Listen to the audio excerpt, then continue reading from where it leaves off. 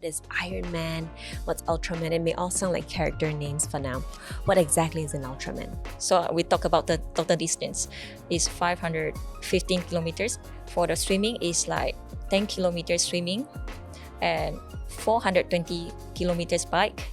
And the last is like 84 kilometers run. Actually, it's like some people that are they got the measurements. Or I need to eat how much carbs for my carb loading. But for me, I feel like I feel my tank is like not too huge. If I can make it full, consider like quite good. And I love the quote. Okay, what is it? There's like, if it doesn't challenge you, it won't change you. Ooh, show it to our camera. So this is something that always reminds me. Organizer, they provide a peddler for me. So each participant, they got one peddler that can be next to you. Next to me and carry my stuff. Like, because it's 10 kilometers swim, right? So we need to rest a bit to drink some water and take the jobs. So for peddler, their job is like to support us.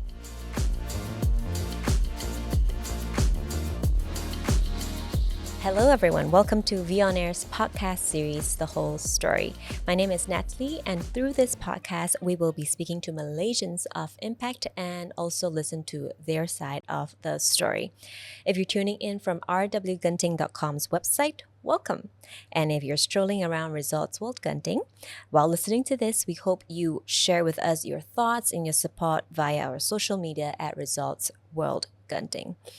Joining us today is Pow Chia-Ling, better known as Ann Pow, a Malaysian endurance athlete, triathlete, and a social media influencer when it comes to health and fitness. She's Malaysia's first Ultraman and also the fastest female Ironman who's competed in major races around the world, including the Iron World Championship in Kona, Hawaii. And recently, Ann made history as the first Malaysian woman to complete the 515-kilometer Ultraman Australia race, and she just earned recognition from Malaysia Book of Records just last week. All right, so that's a lot of introduction. I can't wait for you guys to meet Ann. So hello, Ann. Welcome to the show. Hello, everyone. My name is Ann. The fastest female Ironman and the first female Ultraman in Malaysia, right? Yes. Oh my God, that sounds like a lot. But before we actually continue, I feel like there's a lot of our audiences who may not know what is Ironman, what's Ultraman. It may all sound like character names for now. So maybe, Ann, would you mind bringing us through what exactly is an Ironman and what exactly is an Ultraman? Basically, for Ironman, it's like a one-day event. It's come from 3 different disciplines. Swimming, 3.8 kilometers. For cycling, is 180 kilometers. And for the run, is 42 kilometers. That's an Ironman. That's the Ironman. So the cutoff time is about 17 hours. Yes. Wow. Okay. And if you don't complete it in 17 hours, then you're disqualified. Yes, disqualified. Okay. What about the Ultraman then? The Ultraman is similar like Ironman, but it's more extreme. So it's split into 3 days. The first day, so we talk about the total distance is 515 kilometers. For the swimming is like 10 kilometers swimming and 420 kilometers bike, and the last is like 84 kilometers run. So why they split into 3 days, they already put into like the distance, the sequence. So for the first day is like 10 kilometers swim. Then after that we straight jump to the bike and 445 kilometers bike. That's considered day 1. So for day 2 is like 275 kilometers cycling, and for last day is like 84 km pure running. That's what the Ultraman is. Yeah. Wow, that's really high, extreme high endurance sports that you're really in. And Yeah. so maybe you can walk us through, like, how does it feel, to be a renowned female endurance athlete in Malaysia? What is that like? What's the environment for you like? I actually never think that much from the beginning. It's just like a very random conversation last time before I signed up the Ultraman. It's a media team, Arena Media. Then there's a girl from Elaine. Then she asked like, "Hey Anne, are you interested on doing Ultraman one day?" Then I was like, "Ultraman? What's that?" For me also exactly the same I don't know what is Ultraman is. I said, oh, it's like a 3 days event. I believe you can complete it. If you complete it, you can be the first in Malaysia. That was wow, this sounds fantastic. Let's do it. Then for Ultraman, it's like we need a cruise. So I said, as long as you support me during the race, then I will sign up. Yeah, so that's how it happens. But And this is for Ultraman, right? for Ultraman, yes. But before getting into the Ultraman, you were in the Ironman as well. I already did Ironman. Yeah, so what was that process like? How did you even get into the sports? How I get into the sports? It's like from the beginning when I was 19 years old. I do not have any sport background. Seriously, even during my school, like primary school or secondary school, I don't do sports. The reason why I start running because like I believe a lot of girls like having the same problems like oh I want to lose weight, I want to look good. So I still remember I did my first 4 kilometers. Then I think I already did a lot because like 4 kilometers for me that time is like so far away. Yeah. Then slowly that I find out hey there's something like called marathon. That is my goal that time. I thought it's my ultimate goal. Then I joined several like few full marathon. Then I feel a bit boring A marathon felt boring. the training is like basically just like keep running.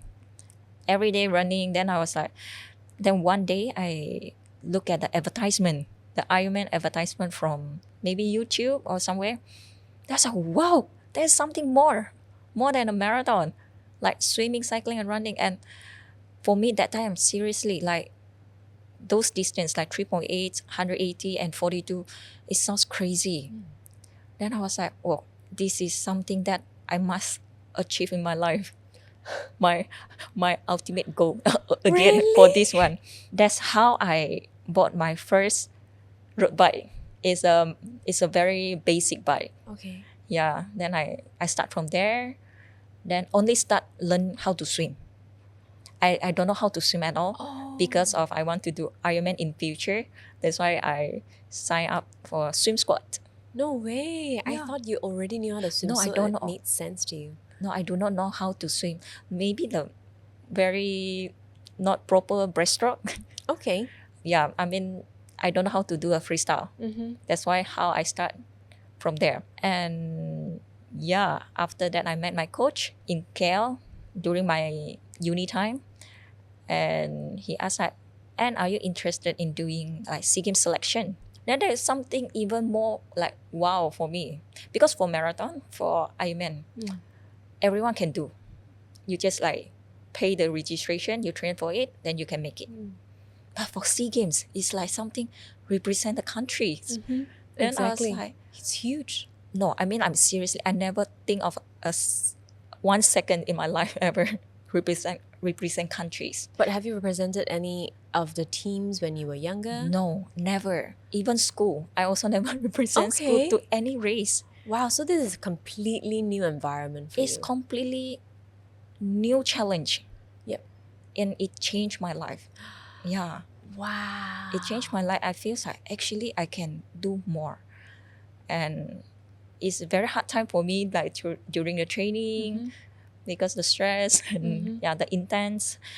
And I feel really grateful. I got a second place and got selected and represent country to SEA Games in Vietnam. And this was in the year 2022. Oh wow. Then just right after the SEA Games, and I also completed my first Ironman in Langkawi. Then I got my first place in my age group and qualified for World Championship in Kona. Oh, that's how you ended up Yeah, in Kona. In Okay. Kona in 2023. And after that, I did another Ironman in 2024 in Langkawi Ironman. And last year, Beat your own record? kind of, Okay. but not the best yet. Until like last year, 2025, I did in Barcelona Ironman, and I finally achieved the best timing. Yeah, Your own personal best my time. And also and also like in Malaysia. in Malaysia women's record. For female. Oh Yes. my god. So then after that, I was like, what's the next? Oh my god, looking for another new challenge. Yeah. I mean, like it's something like a addictions, but Okay. like what we discussed before, it's like in a good way. Yep. But like I won't even call it an addiction. It's just something that you are really passionate about, right? Yes, that's something that I really enjoy and I focusing on, and that's how it happens. The Ultraman. Oh, right. Wow. We've learned a lot about Anne and how she actually started her journey in this extreme endurance sports. So, Anne, tell us, like, what is a typical day like for you? And are you training every single day? Yes, basically every single day. If like close to the race, even my rest day also a active rest day. It's like rest day, I still need to do something, but easy effort to fulfill like the time I need. Oh, okay. But walk us through that. So, in the morning, you wake up. What time is your discipline for yourself? What's your schedule like? Because like for Ironman we got 3 different disciplines: swimming, cycling, and running. Okay. And sometimes we also need to do some strength workouts. So it's basically like 4 workouts we need to fulfill in a week. For example, for Ironman training, we need to train like minimum 8 to 18 hours a week. Oh, a week. A week. Like a day, 18 hours. That one is during race already. I mean like so it's like depends. If you just started, maybe you can start from like 8 to 10 hours a week. But when you close to the race, you need to train minimum like 18 hours. So sometimes like, our body like need to recover, right? We cannot like suddenly like increase too much, push too hard. So that's why my coach need to do a very good job, like how to split. Yeah, Yes. so I'm very curious about that log, right? Is it like, do you know 5 hours of swimming continuously and then 2 hours of, I don't know, resting, then 5 hours of something else, cycling? Yes. What is it like? For us, like it's very normal. We have a double session a day. Like in the morning, I will go for maybe swim or cycling. Then I will For how many hours? depends on the program. Like for example, running. Yeah. For a marathoner or Ironman, minimum running is like 3 times a week. But it's not just running, like running with programs. Like for one day, it's like an intervals training, short but very intense to push your VO2 max. And for day 2, it's like a tempo effort. Tempo effort to threshold effort is kind of like your rest pace, but slightly longer. And for last one is a long run. Long run is like easy effort, but longer, like maybe But give us a visualization of I know it differs every time, but give us a visualization of how long you're running for long running. Like, is that like 3 hours of running? Depends. I mean, if I'm trained for Ironman or full marathon, my longest distance I did was 32 kilometers For running. for running. Okay. Yeah. Oh, and if it's like a really fast paced one, Really fast pace. like a sprint. It's also depends in total mileage. It seems like only 8 to 10 kilometers, for example. But in between the sets is like, you need to run 1 km in the threshold pace, then rest for 1 minute, then again. I see. Then last one is like VO2 max, like 500 meter sprint. So really depends on what's your race and the distance. Wow, so it's a lot of training in between, especially during like when it's time to compete. Yes, like during Season yes. times. But especially during those times, how do you then balance between your me time? Are you someone who needs me time? Yes, I do. I mean, like I really enjoy my me time. Okay. I think that's one of the reason I love endurance sports, because endurance sport you need to spend a lot hours for training. It's like By yourself. most of the time actually we spend a lot like easy long hours training. It's very tough for some people. For those people cannot be themselves By themselves. by right? themselves. I do really enjoy my me time. I have my me time during my training. Yeah, I was just about to ask you that. It sounds like you enjoy your me time as you train anyway. Yeah, so I really enjoy like talking to myself. Yeah, Out anything. loud? Yeah, anything. Yeah, so that's one of the reason why I love endurance sports. Oh, like actually trying to motivate yourself and Motivate myself and even casually you would communicate to yourself? Yes. Oh, you're like your own best friend. Yeah, kind of. Okay. And besides of doing sports, I also like try to, if I got time, like rest day, then I will try to fit like gathering with my friends, the close friends, and also do something I enjoy, like maybe watch a movie, Okay. something slower, Okay. not active. Yes. Something more slower paced. Yes. But then how do you balance that? Is it something that you always plan ahead? Meaning like, okay, I know in a month's time I'm going to be free during this and this time. So let's send me a Google Calendar and then we hang out. Or like, then how do you balance that? I think for now, my friend always need to book my time. Yep. Yeah, that did happen. So I really need to book my friend's time in my Google Calendar. It's never happened before, but now I'm getting more and more like busier. Occupied, yeah. Yeah, I need to balance my time, my training, and also my work. So sometimes it's very difficult to spend even more time to others. Yeah. Especially as an athlete, I think it's very important for you to really pace out, okay, this is allocated for training, this is allocated for whatever. Just so when you see an empty spot, that's when you slide your friends in, right? Your social life. Yes. So is it very hard to see you offline?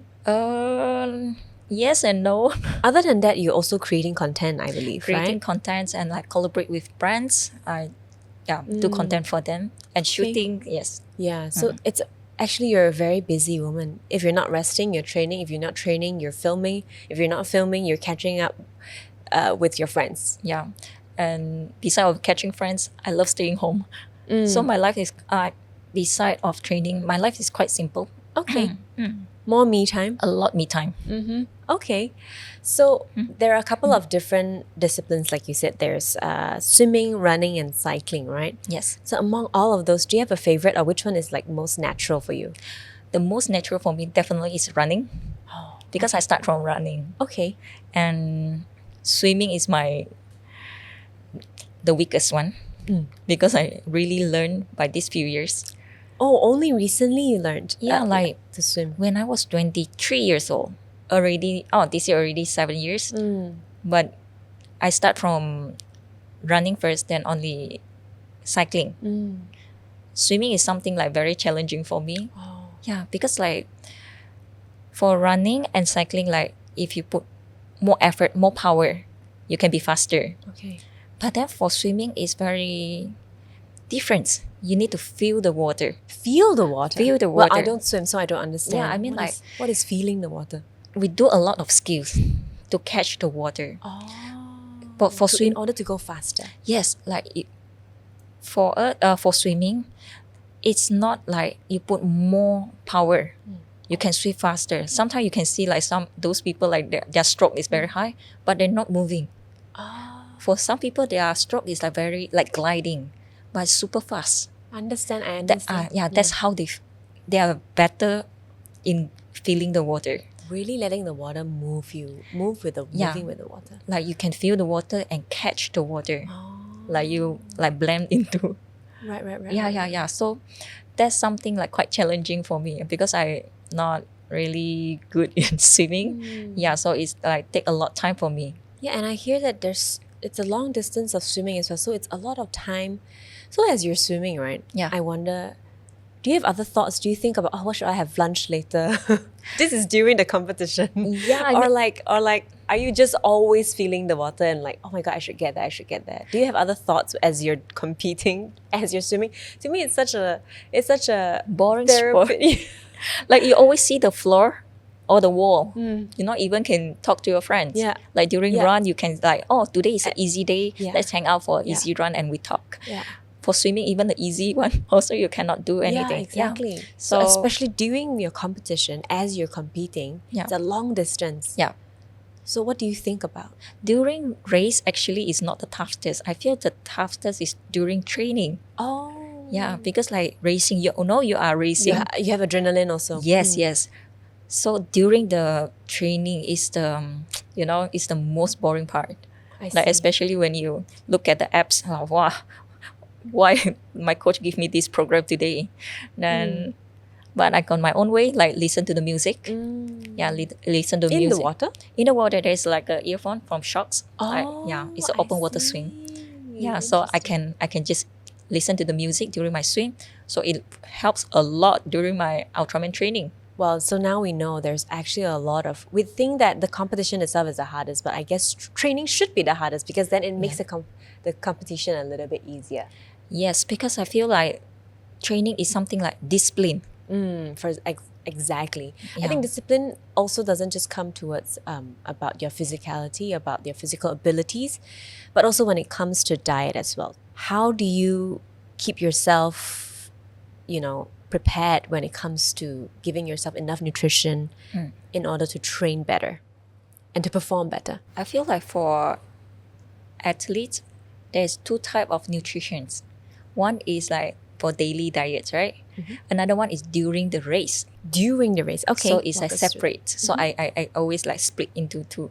So for my daily diets, actually it's nothing special. I just like, if I train more, I eat more carbs. I'm not really picky or like got a special diet like cannot eat this or that. Basically for endurance athlete, we eat everything Okay. because sometimes like we burn a lot. Sometimes like especially for girls, it happens like maybe we burn too much but we not eating enough. So it will cause like unnecessary weight loss. It's like will affect our performance also. Okay. So that's the thing we need to be aware of.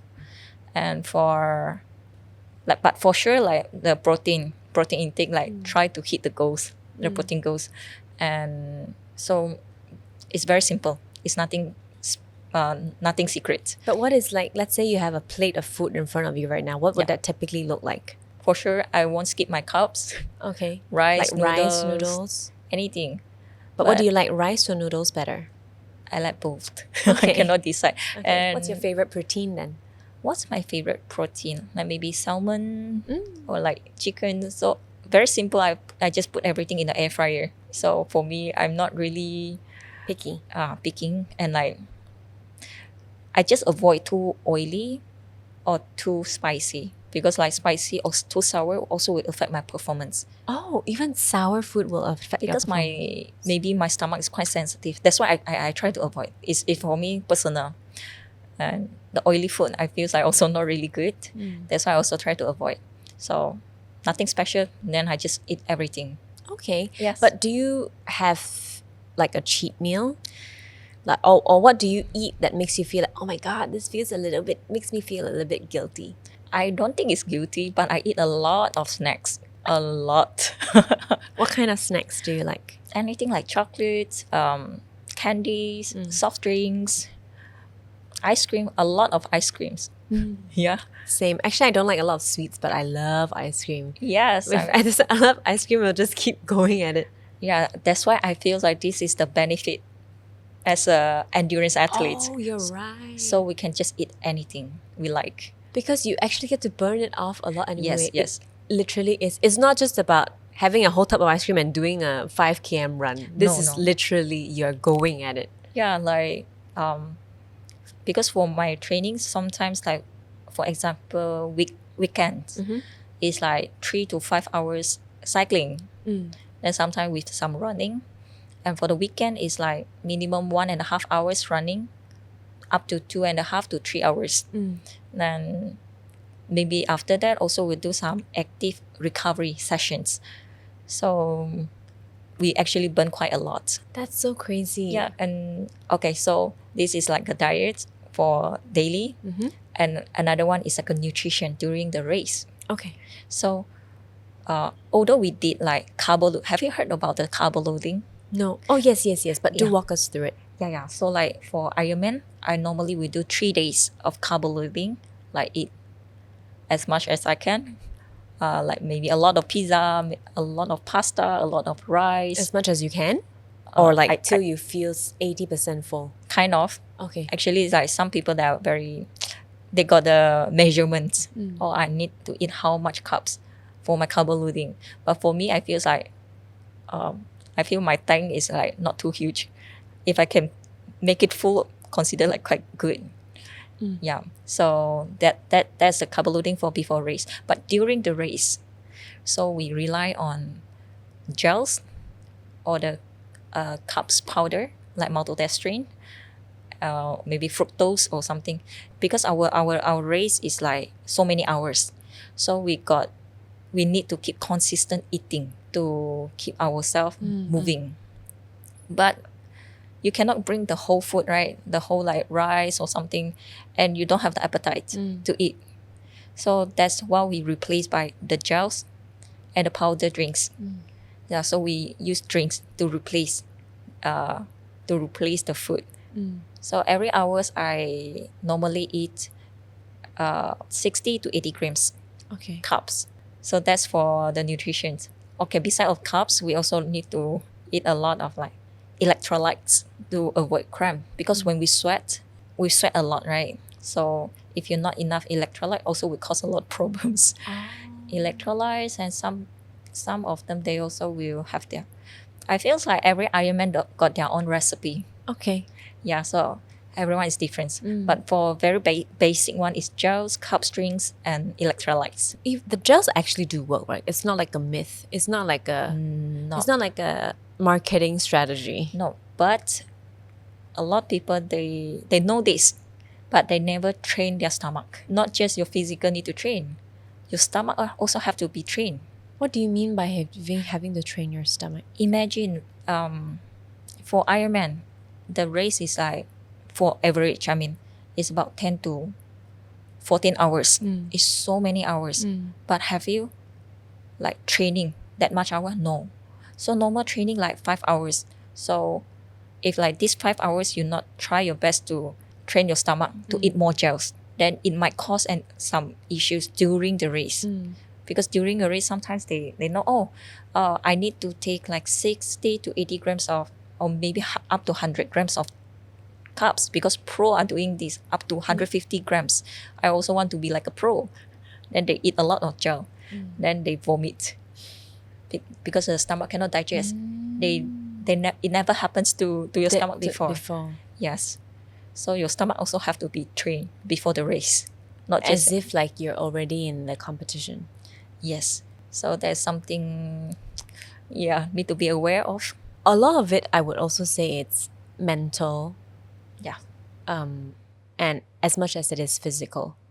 This endurance. Yes. Your body can take what it can take, but it's also a lot of talking to yourself during these kind of process. Yeah. How much of it is mental? How much of it is physical to you personally? I feel like both are very important.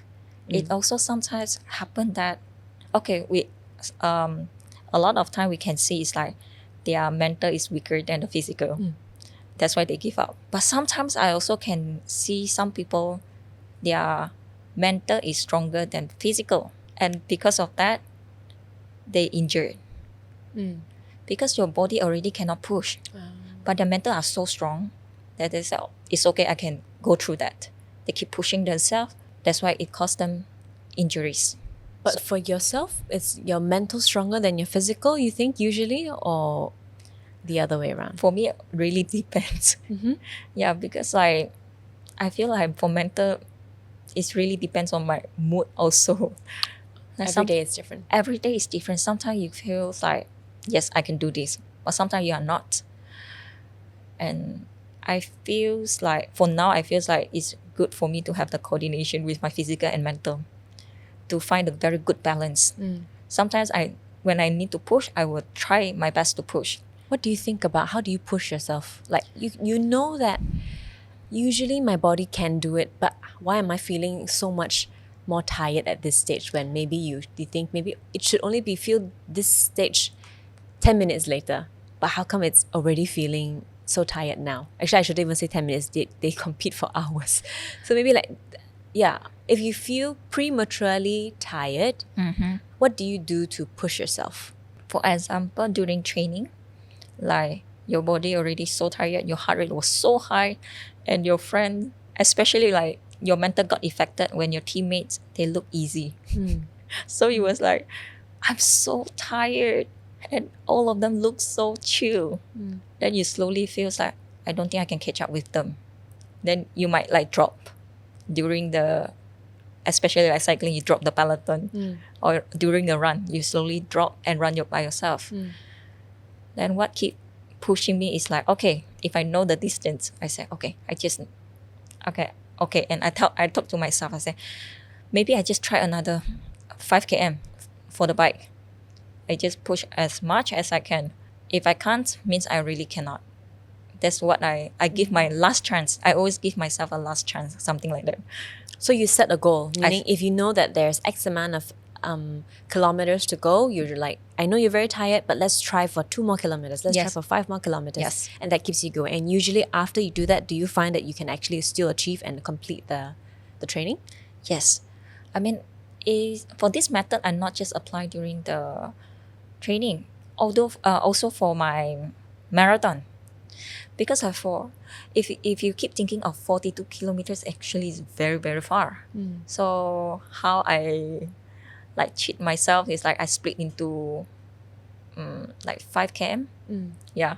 I said, 5 km, I would take 1 pill of electrolytes. Then, another 5K is 10 kilometers, I would eat a gel. So I keep reward system. It's like instead of thinking, I got 39 km left, I got 35 km left, then I keep thinking of like 5 km, 5 km, 5 km, 5 km. Then slowly, last 10 kilometers is the toughest one. Then I use countdown. 10, 9, 8. Then 7. Especially like if you still got energy, you overtook some people. For those people who are faster than you before, that is quite fun. Yes. Oh, I like that. So basically before that, you reward yourself every couple of kilometers. Yes. And then when it's time, when the kilometers it's not too far off, you do a little countdown. Yes. Oh, interesting. Have you ever been injured in the process of your training or even during competition? And how is that like for you? Like during the race? Do you mean like anything? I think it happens a lot. I think everyone faces What's the worst one that has happened to you that made you feel like, oh my God, how could this happen to me? For example, during my Ultraman, based on my training and my experience from Ironman, I thought everything would be, not saying easy, but I feel like would be smooth. The way you expected it to. I expected, but that's not. For example, my run. Among these 3 disciplines, running is my strength, supposed to be my strength. But I did a very bad running. I mean, for me, although everyone's still saying like, you did very well, but I know I'm not doing great. And that's make me feel like... What do you mean a bad run? What is a bad run to you? Because everything is very smooth from first kilometers to 50 kilometers. Everything is under control, smooth, easy. I still can talk and chat and enjoy the view and the weather. And it suddenly happened, like my ankle. It's like hurt so badly. It start from very mild. Actually, it happened from the day 2 cycling. Maybe the way I cycle is a bit off. That's why it's not even hurt. It just feel a bit pulled. But it affect me during the run so badly until like I couldn't run. It's so much pain until I have to walk every time downhill. And it's so much pain, like I never run this pace before. Like because the watch will remind me what pace I ran every kilometers. Then I never seen this number. It's so painful. Like you have so much pain, and every time your watch beep and the number show up is so slow, and that's make me feel like not like quitting, but I feels like it's the most painful moments for me, like physical and mental. So the way you dealt with it was you then start walking. You still go downhill. I mean, throughout the whole race, I cry 2 times. As you're competing? As my competing. So the first time I cry is before the race, like before enter the swim, because I don't know what will happen. This is the first longest distance. I never tried before, so I don't know what to expect, because there's so many things will happen. But that one is okay. Once I started, everything's good, then stop crying. And the second time I cried was during a run. So it's like, I don't know how to describe, it's helpless. But you still need to keep going. Because like everyone like waiting for you to cross the finishing line, and your crew like very supporting. I don't want to disappoint them. So it's a very hard time for me. So that means really keeping up with your own pace is also difficult, right? But then there's also other people you are looking at, and other people have their own pace too. So what I'm trying to get here is that, you know, you have this mantra that says what, run your way, Yes. right?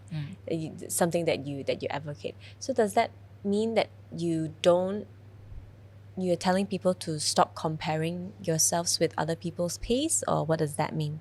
Yeah, that's the thing I've learned throughout these few years.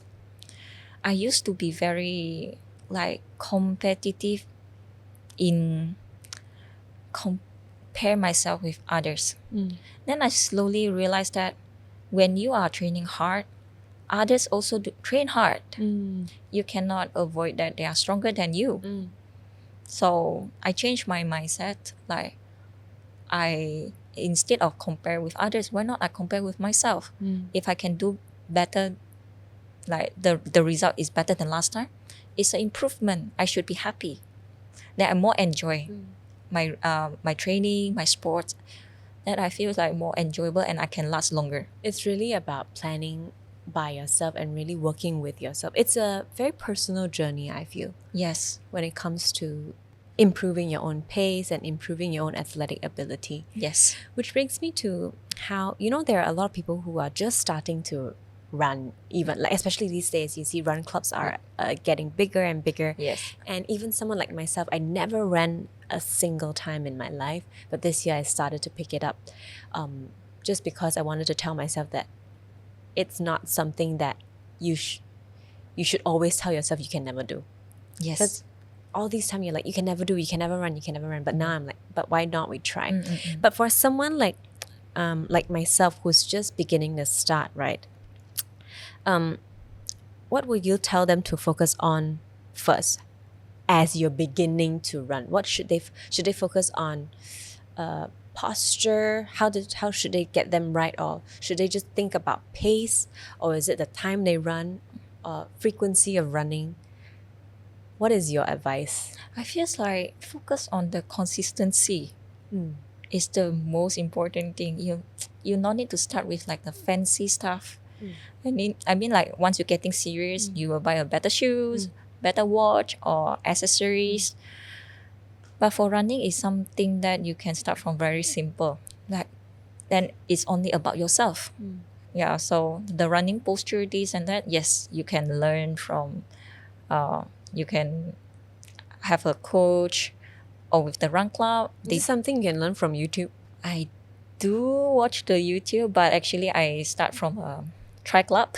So they did a lot of the running drills or something. So I learned a lot from there. I see. Yes. And I mean like the posture thing is not rushing. It's not in rush. So like slowly. As long as you're consistent, then you improve a little bit. Then you can see a lot difference. Okay. In a year or maybe half years. You can see the improvement. What if I want to join a triathlon then? So is consistency, I suppose, is still the first thing that you should focus on, and it's not really about the type of sport you train for, or what? If I want to be a triathlon, what would you tell me then? Depends on how you want to start. If you feel like very insecure, because sometimes they feel like, oh, for triathlon is so many things I need to be aware of, like from swimming, then how can I transition to cycling? How can I transition to running or something? So the easiest way is like join a tri club. Then you can learn a lot of things from there. A tri club is like a triathlon club? Yes. Oh, okay. There's few in Kuala Lumpur. So it's also good that you can meet those people like same passions. Yeah. Okay. So you're not feeling alone. So really just finding your clique so that you can encourage yourself and also really expose yourself to the people who are in the same industry. So really expose yourself pace yourself and really have that good consistency are the three things that you would Recommend. recommend. Yes. Right now, we've come to the segment where we get our guests to bring 3 personal items that they can share with us that symbolizes a part of their lives. So, Anne, what did you bring for us today? Show us your first item, maybe. The first item actually is a cap. I'm still wearing it, and I love it. And actually, this is my first Ironman cap, and I've been wearing this for many races.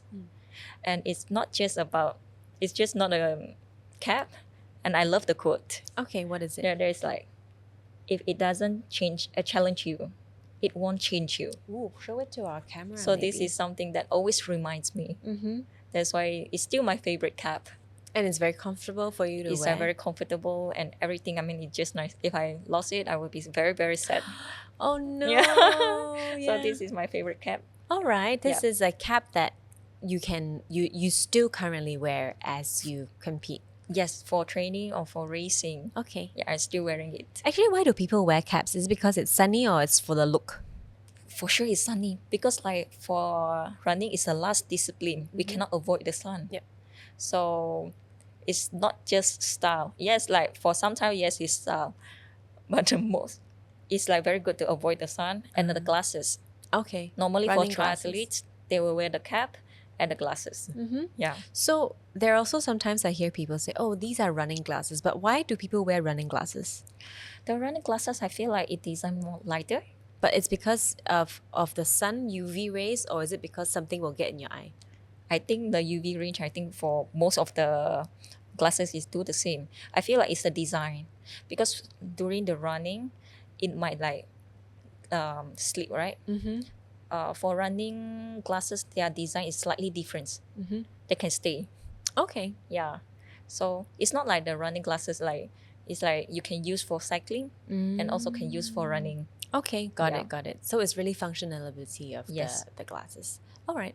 Okay, that's your first item. What is your second item? My second item actually is the token. It's a token from Ironman World Championship. I remember when I got it after I become the first place in my age group.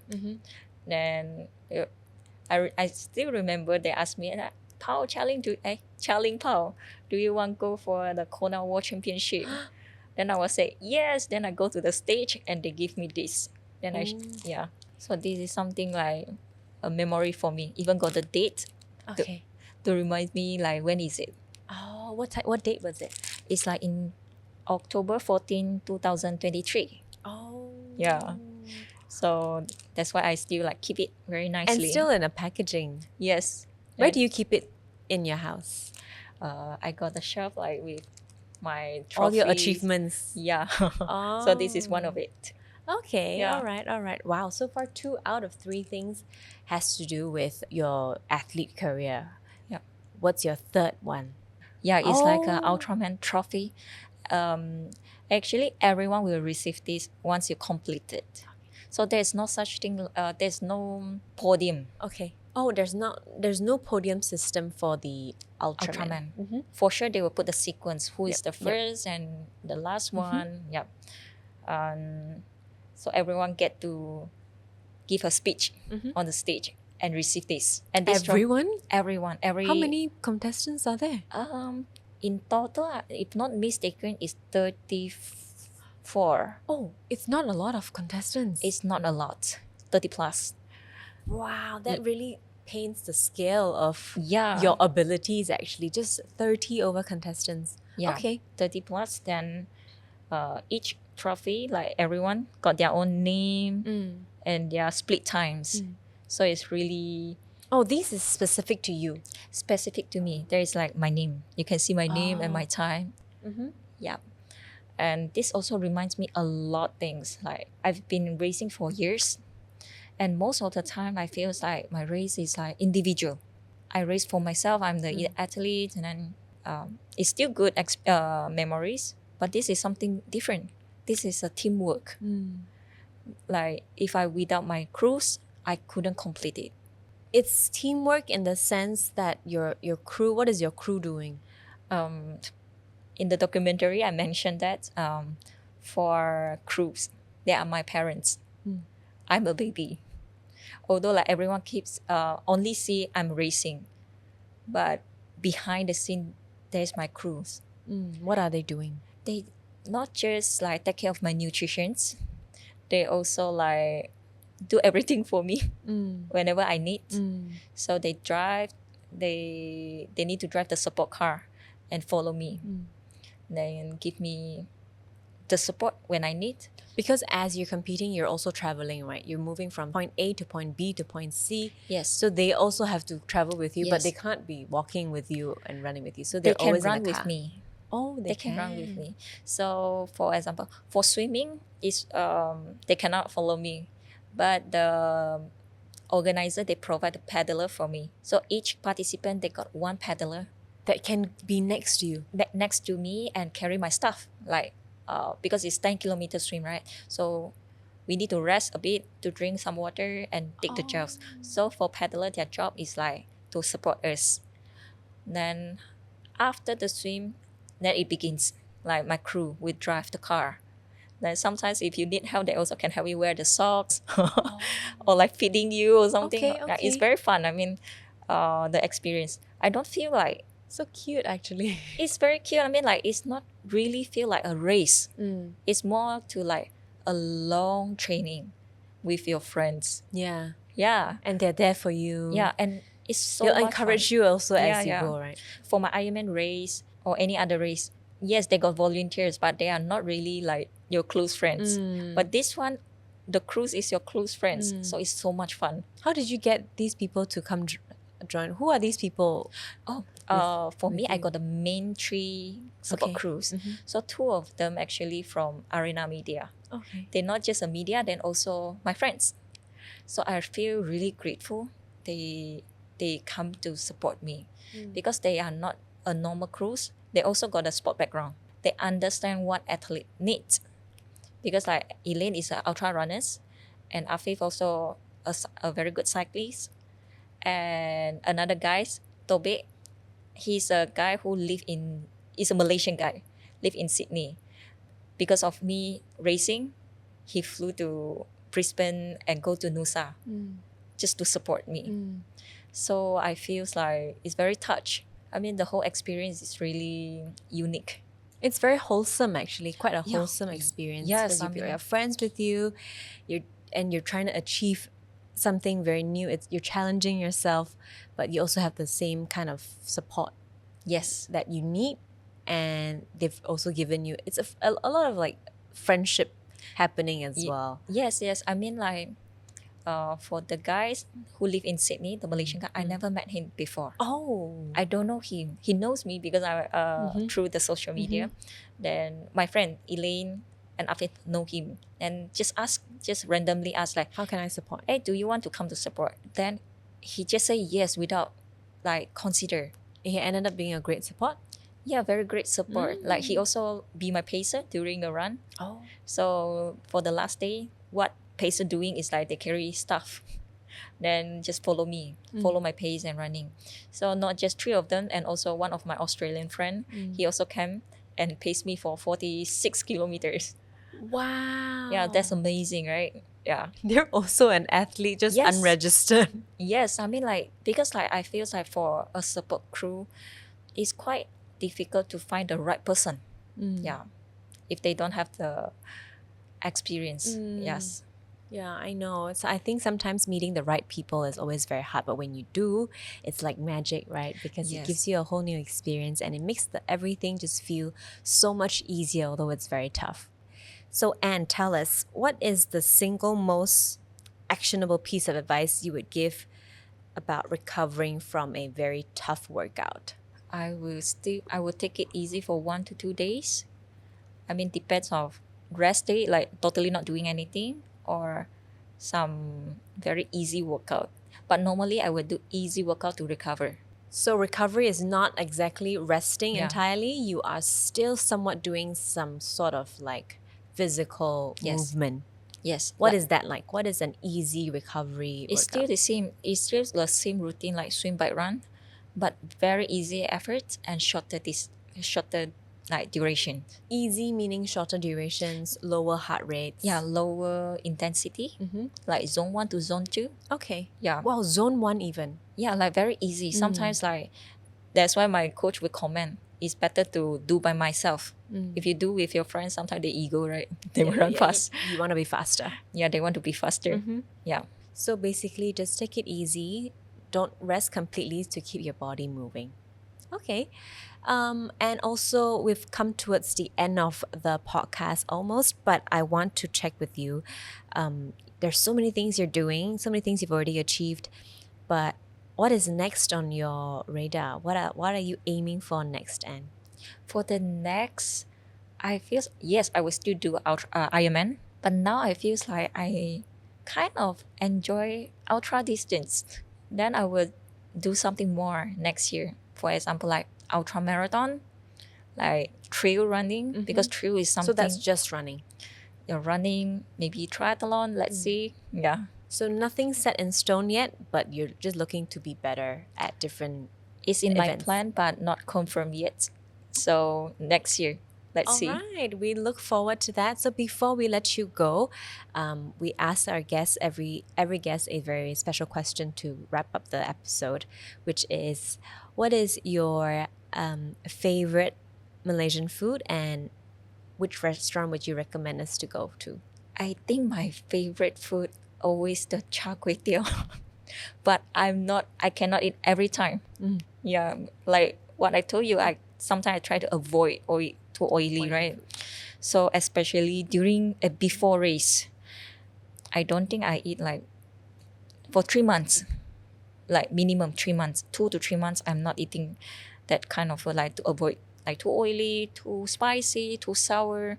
But after race, like especially when I go to like Australia or Europe, when I come back, I immediately grab Char kway teow. char kway teow. when I took the grab back to my home, then I book, I order it. Okay. Do Yeah. you have a specific restaurant that you like to have it from? Not really.